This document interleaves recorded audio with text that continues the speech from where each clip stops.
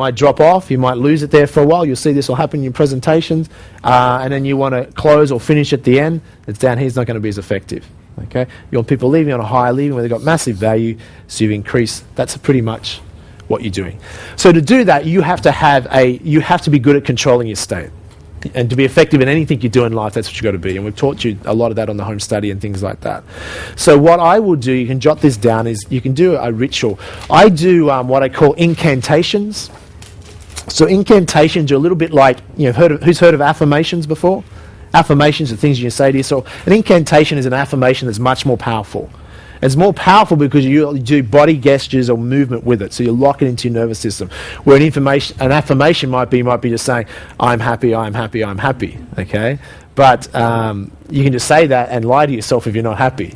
Do you know what I'm saying? So an incantation I would do like with a power move. So I might do gestures like, yes. Okay, so I'm locking into my nervous system. So I have a simple one that I use before I speak. I always say, I now command my subconscious mind to direct to me and help as many people as possible today by giving me the strength, the emotion, the humor, the persuasion, the brevity, whatever it takes to get these people and show these people to better their lives now. So I'll say that 2 or 3 times to myself before a presentation, and often with body movement, with gesture, and it just puts me into a certain state. It is also directing my focus, so it's making my subconscious mind focus on what the outcome is. And if you're clear about that, then things will just subconsciously flow. Your mind will be open, and whether you channel things or pick up on things, and you'll just flow and do a better job. Does that make sense? So you can create your own incantation. Okay, would you like me to say that one again if you want to model that one? Okay, I have 2 different ones, but that's one of them. I now command my subconscious mind to direct to me and helping as many people as possible today by giving me the strength. Slow down, you say. By giving me the strength, the emotion, the humor, the persuasion, the brevity, whatever it takes to get these people and show these people to better their lives now. And have them write faster. I now command my subconscious mind, I'll say it again for you, I now command my subconscious mind to direct to me in helping as many people as possible today by giving me the strength, the emotion, the humor, the persuasion, the brevity, whatever it takes to get these people and to show these people to become better public speakers today. To better their lives today. Make sense? So that's something that works for me. So that's one incantation. And you can have several different incantations. Okay, one could be for speaking, one you can just do every day. It's almost like a ritual. Okay, it just puts you in a certain state, gets your mind focused. Okay, putting you in the zone. So it depends on your audience, but you want to get yourself into a certain state. Another way you can get yourself into a peak state is obviously, who's been to a 4-day event, 21st century? Because when we do the power moves and things like that, so you can do that, your power move. Another way is just do some exercise. So what I have is a mini trampoline. So my homes and where I live at times, I have a mini trampoline. It's good exercise for bouncing up and down on. You should do that any day, part of your life. It's very healthy for you. Okay, but also sometimes I'll do that. I'll bounce up and down. Just get your body into exercise. When you notice when you're exercising, you feel a certain state. You feel more stronger, more confident. Or push-ups. I'll often, before I do a presentation, I will do push-ups. It just awakens my body up. I'm getting focused. It's making me. That sometimes when you exercise, you're breathing a lot more. You just feel stronger and more confident, and it just wakes you up. It's like a way to get you into state. Okay, that'll just change your state as well. Because sometimes you ever woke up out of bed, you're not feeling very well, you feel tired, etc. Not a good state to be in. You've got to change your state. So that's just something you should be able to do anyhow before you even go into work or whatever. But you're just doing something simple. So remember that, you've got to do a presentation, jump down and do 10 push-ups. Okay? It'll just, do some stretching, etc. It just wakes you up, it alerts you. So physiology, remember, is 55%.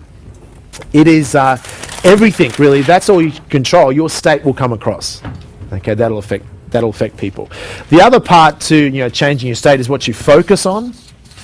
So this is important. If you focus on, and your mind is going, I'm going to freeze what I'm going to say, I'm going to freak out, I'm going to be embarrassed, and people will hate it, and I'll never ever do it again. If you focus on that, is that going to change your state? it's going to put you into a depressed or unresourceful state. So I've had some people I've coached to be speakers, even in our organisation. I can remember one of our property speakers, the first time we threw him in the deep end, he was on stage, and when he finished his presentation, he walked off stage, and he said, he nearly was going to do this, he said, I was walking off stage, walking out of the room, and never ever coming back. He's just going to leave. Because it's like, his first presentation, he wasn't happy with it, and people always make it hard for themselves. He said that's what he's going to do. But he didn't quit, and did the second presentation, third. Now he loves it, he's addicted to it, he wants to just speak all the time, can't shut him up, and he loves it. So now he links massive pleasure to being a speaker, where that first time, it was that make or break, where that pain, pleasure, will I do this ever again? It's a terrifying experience, etc. But sometimes you have to go through that, okay? Don't expect every presentation is going to be great. It's like anything, you're becoming a professional at it, you might have to deal with one or two pretty shocking presentations, okay?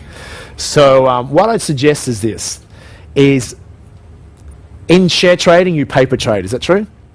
So you can effectively paper trade as a public speaker. So what you should do, the best way to coach yourself, you're applying these things, is also to watch yourself.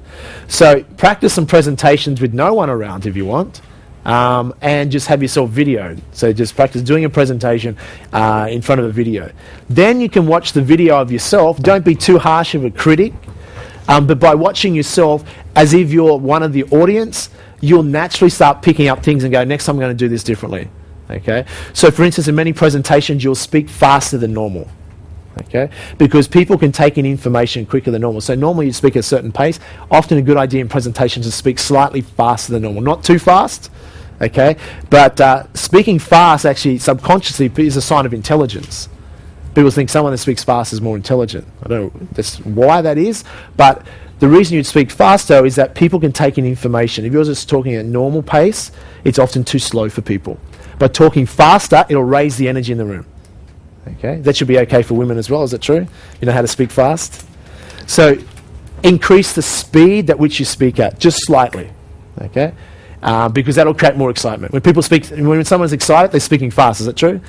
So that'll increase the tempo. But you can increase that and decrease that, so you can change that throughout the presentation. Okay, they're just additional distinctions that you can use. Okay, so what we focus on is important. So if you're focused on delivering massive value and you have the posture, the frame of reference that what I have to say is really invaluable, the benefit of that, people are going to get a lot out of that, and you're focused on that, and that's your frame of reference, then you're unattached. And that's the way you want to be. You go into a room where you're unattached, you're not attached with it, you know what you've got to say is valuable, you're going to impart that, you're willing to give 110%, you have certainty from there. The certainty comes from within. You're not worried about what other people say. Okay, so that fear disappears. Okay, and becomes much easier. But you always want an element of a little bit of nervousness, because it keeps you on your toes. It gets you on your toes. Otherwise, you get too complacent. So focus is critical. The third thing is what affects your state is your language patterns.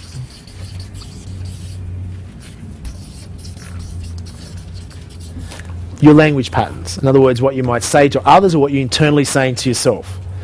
You say, I'm hopeless, can't believe I've been talking to doing a presentation. I knew I shouldn't have done this. I hate it. I'm never going to do it again. And that's it. If that's your internal dialogue, it's not helpful. If you say, look, your internal dialogue might be, that's where an incantation is very valuable, because that's an internal dialogue you're saying to yourself. I now commend my subconscious mind, directing me and helping as many people as possible to give me the strength, the emotion, the humour, the persuasion, the brevity, whatever it takes to get these people and show these people better lives now. That's language patterns, internal dialogue. Much more empowering, and it'll get you into a state that'll make you more effective at that. Making sense? So just keep me a very simple, and that works better that way. Okay? Did that answer your question? Yeah, let's take one more question, or a couple more questions. We'll start right down the back.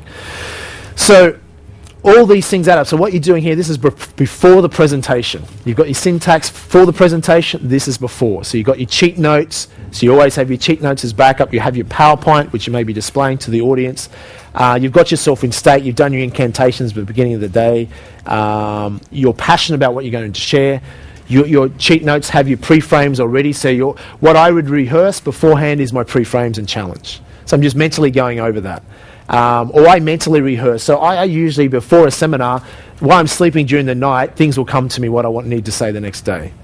So whether it's channeling or just coming to me, every seminar will be slightly different, but things will just come to me what I need to say. Okay?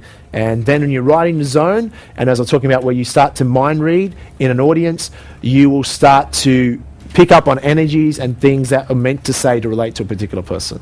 Okay, so that you'll start to be more, and we all have that ability, intuitive ability as humans, but most of us, we're not open to it. We're not in tune with it. Okay. Question.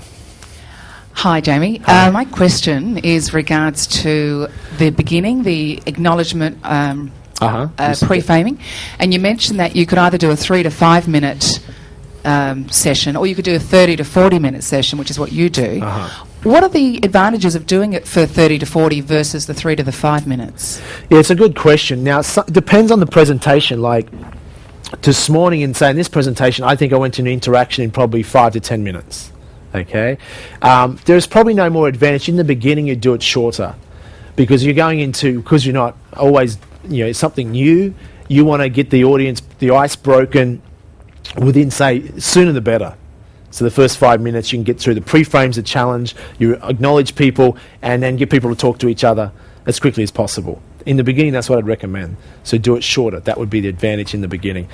The advantage of being longer, it depends on the seminar. So a longer one might be if it's a 2 or 3 or 4 day seminar, then you'll tend to go a longer because the audience is already pre-committed, generally there for a reason. And as you get more skillful at it, you'll just expand that time frame because you'll have a lot more to cover. You'll be much better at the pre-frames, and you might be adding stories in amongst that, and the content will expand. But you can still, even a longer seminar, still do it in 5 or 10 minutes. It's just that you'll get more skillful at it, and you'll have more you want to share, and you'll expand that. But in the beginning, I would keep it short because you want to get to interaction. So what you should be thinking about before the presentation is that rather than thinking, my God, I've got to remember everything I've got to say, all you should be focused on is, okay, first 5 minutes, I know what I've got to do. Introduce myself. Someone's introduced you, then you get up and say your name, etc. Fairly basic. Acknowledge respect. You've already worked out what you acknowledge and respect about the audience sincerely, and you share that with them. The pre-frames, you'd memorize those off the top of your head. Or what you can do is have on your stage, or have the actual notes on the floor, taped to the floor.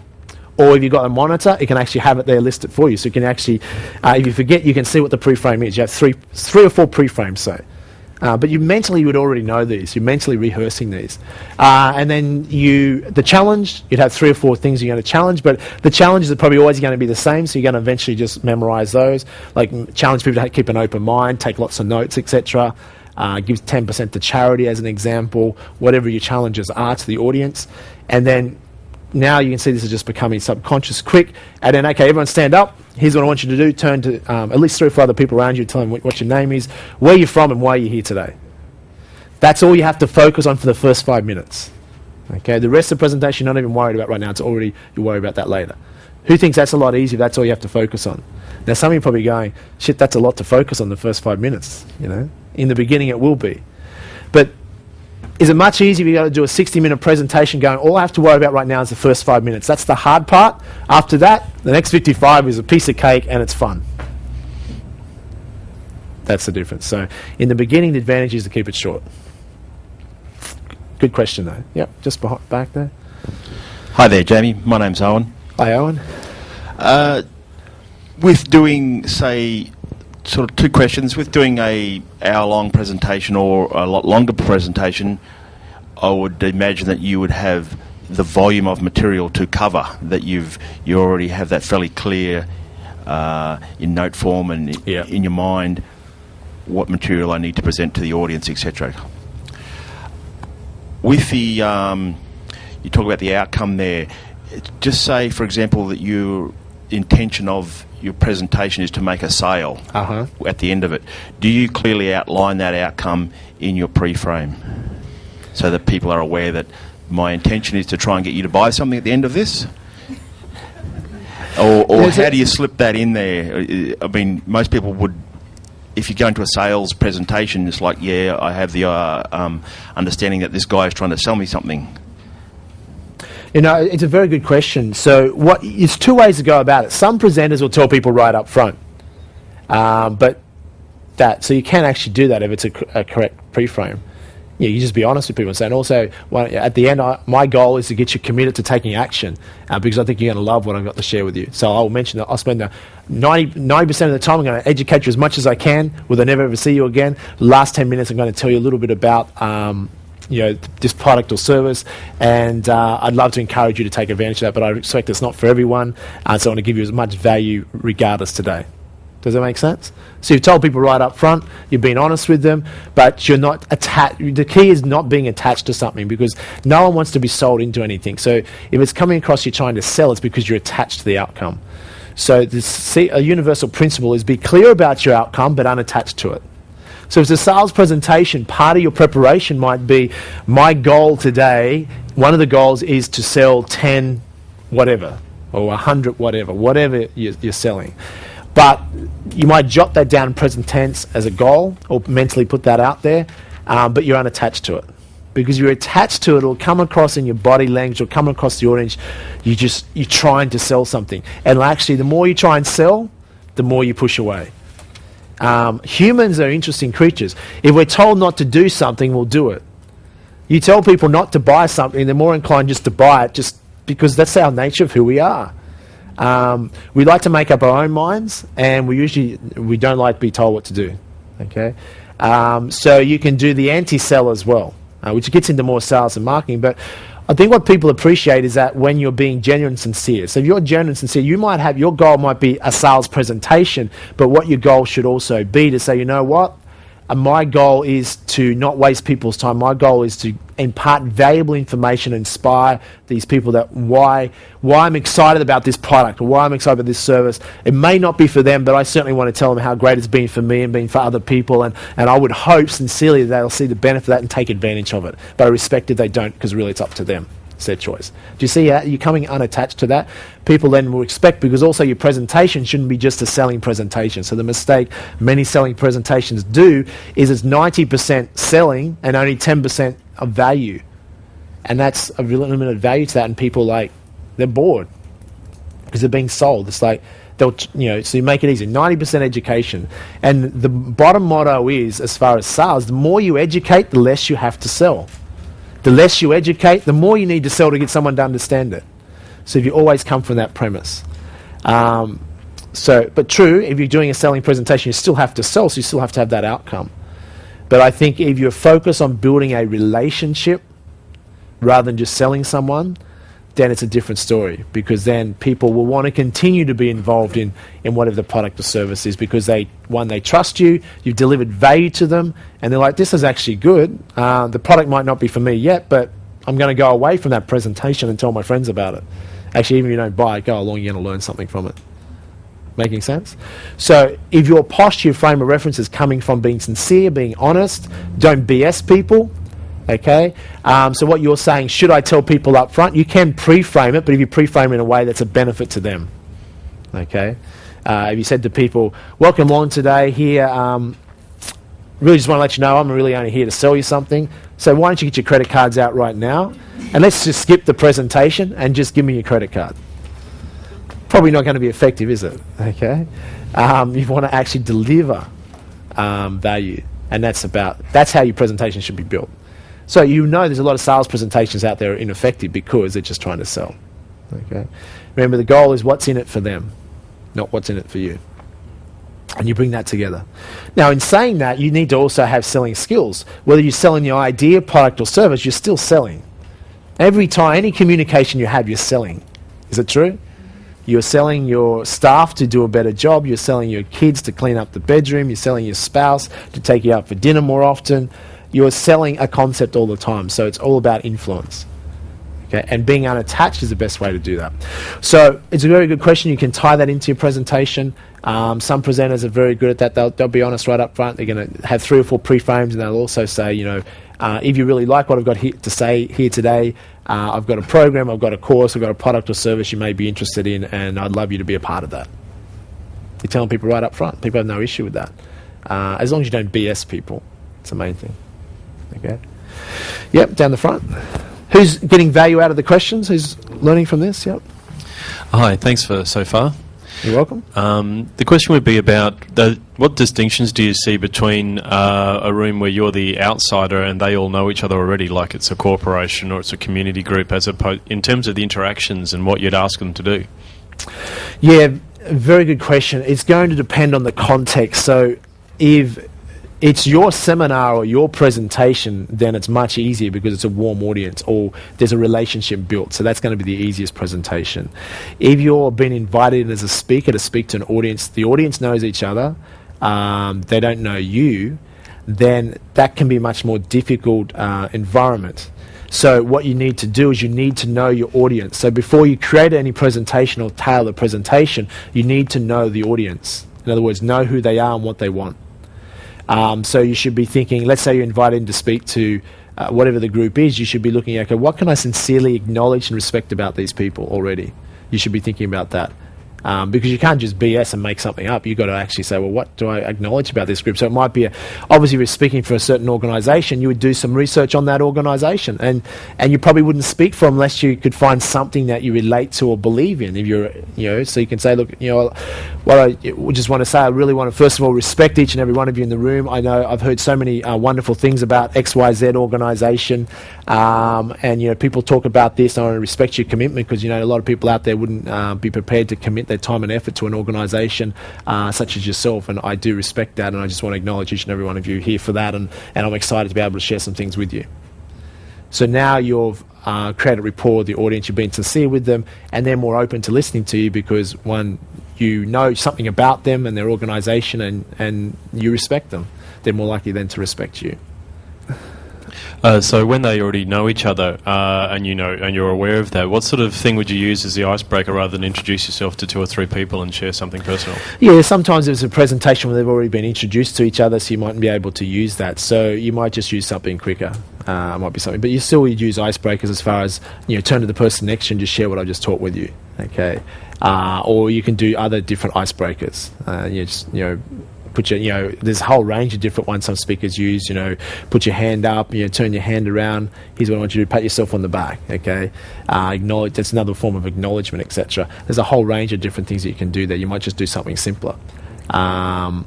And so you might pre-frame them, challenge them, and say, quickly turn to the person next to you. You might get them stand up. Here,